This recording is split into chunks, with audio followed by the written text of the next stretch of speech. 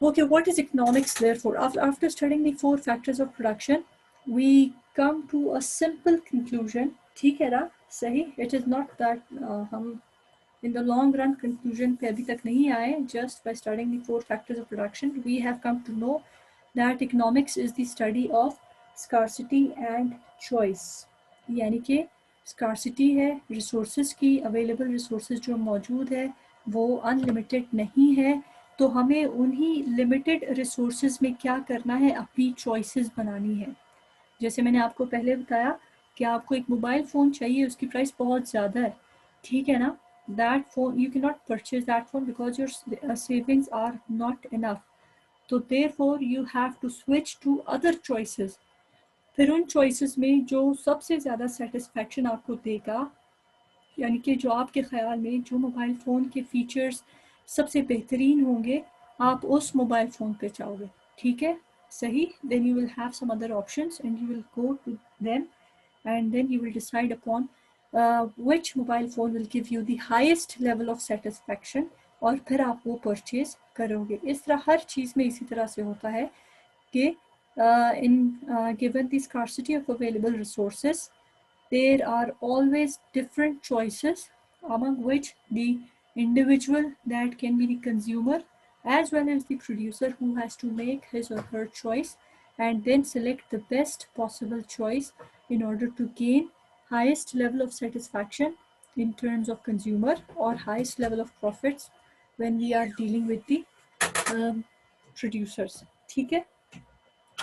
So the perpetual problem of scarcity forcing people to make choices, it is the basis for the definition of economics. Consumer अपने choices पे जब जाएगा, ठीक है ना, और फिर decide करेंगे कि कौन सी choice मैंने लेनी है, तो ये क्या है, ये economics की base यहाँ पे बनती है. Economics is the study of how society chooses to allocate its scarce resources, ठीक है, to the production of goods and services in order to satisfy unlimited wants. You may be surprised by this definition. Why? Because लोग अक्सर ये समझते हैं कि economics का मतलब क्या है, to study supply and demand, to study stock market, to study money and banking. ठीक है, वो चीज़ें भी इकोनॉमिक्स में पढ़ी जाती है, but there are different other ways, ठीक है ना, where a person could define economics. लेकिन जो इकोनॉमिस्ट होता है वो कौन सी डेफिनेशन को लेता है, उसकी जो डेफिनेशन होती है उसमें ये दो टर्म्स लाजमी इंक्लूडेड होती है इकोनॉमिस्ट की डेफिनेशन में. One is scarcity and the other one is choice. Because हम लोग, अब आप लोग क्या करना, जैसे मैंने आपको बताया कि आप लोग जब एक कोर्स आहिस्ता आहिस्ता पढ़ोगे, आपको अपने इर्द गिर्द चीज़ें एनालाइज करने का तरीका आ जाएगा. आप अपने घर में आज अगर सिर्फ ये चीज़ देखो कि आप लोग अपने घर में कौन सी खाने की चीज़ पे कितना इनकम यूटिलाइज कर रहे हो, किस चीज़ पे कितना टाइम लगा रहे हो, ये आपको ये आइडिया देगा कि आप किन रिसोर्सेज को ज़्यादा वैल्यू कर रहे हो, ठीक है, किन रिसोर्सेज को कम वैल्यू कर रहे हो, और कहाँ पे चॉइसेस को लेके अपनी बेस्ट चॉइस पे आ जाते हो और फिर उसी चॉइस पे मूव करते हो in order to lead a good और हैप्पी और हेल्दी लाइफ. तो देयरफॉर जो इकोनॉमिस्ट होता है उसकी डेफिनेशन में स्कार्सिटी और चॉइस दोनों हमेशा इंक्लूड हो जाएंगी. तो देयरफॉर अब जो हमारे पास, हम इकोनॉमिक्स पे तो आ गए, ठीक है ना. we know that economics is a very wide subject. Society makes two kinds of choices. One is economy wide choice, the other one is macro choice. ठीक है, सही. यानी कि ये जो चॉइसेस है हमारे पास, ये अब दो टाइप की चॉइसेस हमारे पास होंगी किसी भी इकोनॉमी में. एक हमारे पास हो जाएगी, अच्छा 1 minute, there are two types of choices, यहाँ पे मैं लिख लेती हूँ. और ये बहुत इंपॉर्टेंट इसलिए है कि इन्हीं को अब हम हमारी इकोनॉमिक्स को इसी की बेस पे स्टडी करेंगे. The first choice is economy wide choice, ठीक है.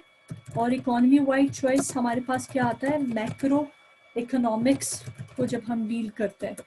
And the second one is individual choice, ठीक है, जो कि हमारे पास आता है माइक्रो इकोनॉमिक्स में. तो ये जो चॉइसेस है, given the scarcity of resources, there are two types of choices. और इन चॉइसेस को हम दो ब्रॉड कैटेगरीज में स्टडी करेंगे। एक हो जाएगा हमारे पास मैक्रो इकोनॉमिक्स, जो कि इकोनॉमी वाइड चॉइस होगा, and the second one is micro economics, जो कि इंडिविजुअल चॉइस होगी, जो कि मेरी चॉइस होगी, जो कि आपकी चॉइस होगी, ठीक है ना। हर एक की अपनी अपनी चॉइस के अकॉर्डिंग उसको हम स्टडी करेंगे। तो हमारे पास जो मैक्रो एंड माइक्रो है, देखो ना, माइक्रोस्कोप आप सबने यूज किया स्कूल के टाइम में, ठीक है ना। माइक्रोस्कोप में हम क्या देखते हैं, छोटे छोटे ऑर्गेनिजम्स को देखते थे और उनका बहुत एक लार्ज पिक्चर हमारे सामने आ जाता था, ठीक है ना। तो इसी तरह micro means small, macro means large, ठीक है। तो मैक्रो इकोनॉमिक्स में हम इकोनॉमी वाइड चॉइस को स्टडी करेंगे, एंड इसी तरह माइक्रो इकोनॉमिक्स में इंडिविजुअल, पूरी इकोनॉमी में 20 करोड़ की आबादी में जब हम एक इंडिविजुअल को स्टडी करेंगे तो माइक्रो इकोनॉमिक्स में ही आएगा ना। लेकिन जब हम उसी 20 करोड़ आबादी की नेशनल इनकम को पढ़ेंगे, नेशनल आउटपुट को पढ़ेंगे, इन्फ्लेशन, अनएम्प्लॉयमेंट, इन चीज़ों को पढ़ेंगे तो हमारे पास वो इकोनॉमी वाइड चॉइस आ जाएगा। लेकिन इसको हम अगर स्टेप बाय स्टेप पढ़ेंगे तो आपको ये फर्दर और क्लियर हो जाएगा। We know that macro means large and micro means small. So therefore, the macro and micro perspectives को जब हम study करेंगे, economics consists of two main branches. One is macroeconomics and the other one is microeconomics. अब अपनी economy को further आसान बनाने के लिए हम क्या करेंगे, हम सबसे पहले माइक्रो इकोनॉमिक्स पढ़ेंगे। वाई, उसका रीज़न क्या है कि जब हम पहले माइक्रो इकोनॉमिक्स पढ़ेंगे तो वहाँ पे आपको क्लियर होगा कि इंडिविजुअल की चॉइसेस, इंडिविजुअल की सेटिस्फैक्शन, इंडिविजुअल की जो लॉसेस है, जब हमें वो समझ में आएगी तो उसके बाद हमें जाके जो है ओवरऑल इकोनॉमी जो है उसके कॉन्सेप्ट्स एंड टर्म्स समझ में आएंगे। व्हाट इज़ माइक्रो इकोनॉमिक्स, अभी जस्ट मैं आपको डेफिनेशन बता रही हूँ, कल से हम माइक्रो इकोनॉमिक्स पे आएंगे, of course after studying 2 or 3 more concepts. Microeconomics is that branch of economics which studies the decision making by a single individual, ठीक है, single individual, a single household, a single firm और a single industry। तो ये जो individual है इसमें कौन आता है, इसमें मैं और आप भी आते हैं, लेकिन इसमें एक सिंगल हाउस होल्ड, एक एरिया में 20 घर है, कॉलोनी में 20 घर है, हर घर जो है, हर हाउस होल्ड किस तरह से कंजम्पशन पैटर्न को फॉलो कर रहा है, ठीक है। जब हम उसको स्टडी करेंगे सिंगल हाउस होल्ड के बिहेवियर को, वो भी माइक्रो इकोनॉमिक्स में आ जाएगा, ठीक है। फिर डिफरेंट फर्म्स और इंडस्ट्रीज ऑपरेट कर रही है, गुड्स एंड सर्विसेज को प्रोड्यूस कर रही है, अगर उसमें हम हर फर्म को अलग अलग स्टडी करें तो वो भी माइक्रो इकोनॉमिक्स में ही आएगा, ठीक है। तो therefore focus is on the behaviour of small economic units. यहाँ पे ये चीज़ याद रखना कि हमारा जो मेन फोकस है वो किस चीज़ पे है, on small economic units which are involve in the on small economic units, ठीक है। उसके बाद such as economic decisions of particular groups of consumers और behaviors। अच्छा, consumers को हम डिटेल में स्टडी करेंगे, इसकी डेफिनेशन को। कंज्यूमर इज़ दैट पर्सन, मैं और आप, हम लोग कंज्यूमर्स में आते हैं, और जो हमें गुड्स प्रोड्यूस करके देगा वो प्रोड्यूसर में आएगा, ठीक है। हम एक यहाँ एक सिंपल एग्जांपल ले लेते हैं। In microeconomic analysis, in order to study the microeconomic analysis to study the economic units, ठीक है। Suppose करो मार्केट फॉर एग्स है, ठीक है। Every one of us use eggs, ठीक है, जिसको पसंद है, नहीं भी पसंद है घर में फिर भी मोस्टली आते हैं, ठीक है ना। Will suppliers decide to supply more, less or the same amount of eggs to the market in response to the price changes? Price increase हो गई तो सप्लायर अभी भी उतने ही एग्स जो है वो मार्केट में सप्लाई करेगा, या कम सप्लाई करेगा, या ज़्यादा सप्लाई करेगा, ठीक है ना। ये डिसीजन जब हम स्टडी करेंगे ये आएगा अंडर माइक्रो इकोनॉमिक्स, ठीक है।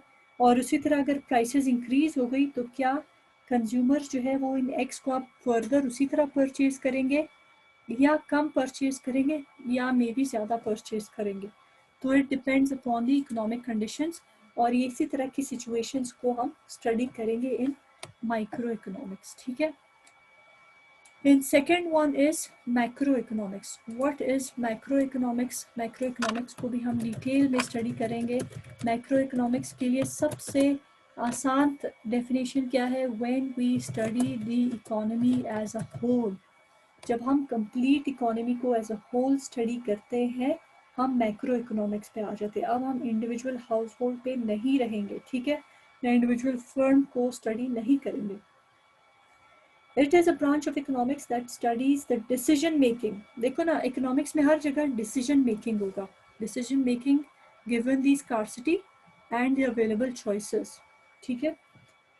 तो it is the branch of economics that studies decision making for economy as a whole. Macroeconomic applies an overview perspective to an economy by examining economy-wide variables. आप macroeconomics में जो हम variables को study करते हैं उसमें इस तरह की टर्म्स आती है। इन्फ्लेशन कितनी है इकोनॉमी में, ठीक है, अनएम्प्लॉयमेंट कितनी है और इसके रीजंस ऑफ कोर्स क्या है, ये सब कुछ स्टडी किया जाता है। Money supply, exports, imports and so on, ठीक है ना, consumption patterns, investment etcetera etcetera.